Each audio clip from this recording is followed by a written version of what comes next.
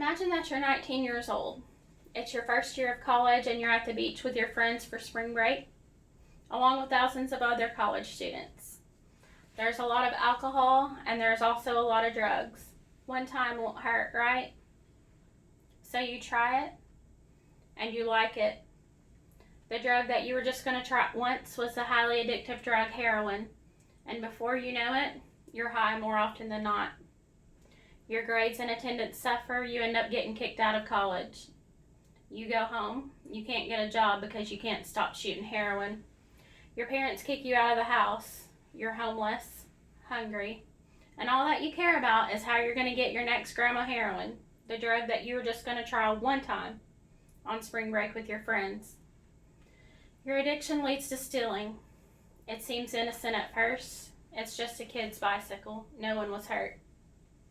But the easier it is, the more you do it. Next, you're caught on home surveillance stealing lawnmowers, ATVs, and tools from a shed. You get arrested for theft and sentenced to 5 years in prison. Now you're in prison without any options for treatment of the addiction that caused you to steal. This is real life for most drug addicts.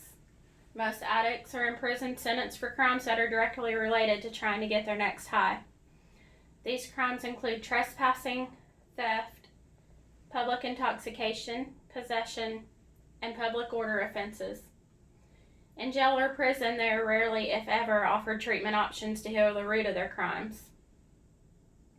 I personally felt like the problem of addiction was mistreated in America since I was old enough to know what addiction was. Through my research, I have obtained facts and statistics to support this opinion. Clearly, none of us are currently incarcerated, and it's not very likely that any of us are currently addicted. But I'm willing to bet that most of you have a family member or friends with family members who have struggled with addiction and been incarcerated as a result of their addiction.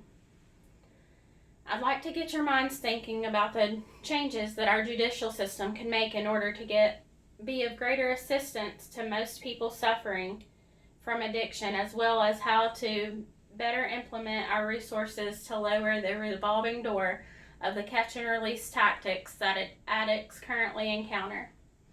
Today I'm going to offer you information on the way addicts are currently treated in our judicial system and problems it causes in the long run. I'll also discuss solutions to the presented problems. Let's get started. The United States judicial system does not do enough to help drug and alcohol addicts. America's prisons and jails are overflowing with offenders whose crimes are a result of addiction and substance abuse. Due to the strict sentencing guidelines of drug offenders, the number of inmates qualifying for drug or treatment has skyrocketed. In my opinion, the biggest impact would come from reevaluating sentencing for drug offenses. Current federal sentencing minimums for drug trafficking, such as cocaine, is 20 years, and minimum sentencing for a hate crime resulting in injury is less than 10 years. Hate crimes cause harm to people against the victim's will. Drug trafficking is a nonviolent offense. Is it fair that you can paralyze someone because you don't like their religion and do less prison time than if you transport cocaine? A second solution would be to offer mandatory rehabilitation for qualifying offenders instead of prison sentences. Many addicts commit theft to get money for the drugs. With this being said, if they weren't addicted, the crimes wouldn't be committed.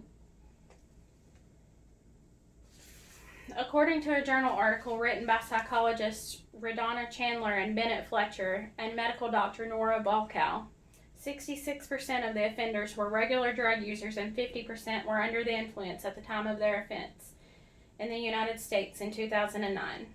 In addition to overcrowding prisons and jails based on one sentence, another problem related to overcrowding of prisons and jails is repeat offenders. Because there is little to no rehabilitation for drug offenders in jails and prisons, after serving their sentence, drug offenders go back to the community and commit crimes. A CBS News report quotes the Bureau of Justice Statistics as reporting 77% of drug offenders being arrested for a new crime within 5 years of their release. There are several solutions the judicial system could implement to help with this problem. In conclusion, I presented to you our current protocol for addiction treatment. I've also presented the issues that it generates as well as solutions to improve the outcome of addict imprisonment. Even if you don't agree with my solutions, I hope you at least acknowledge that incarcerating addicts does nothing to resolve the problem.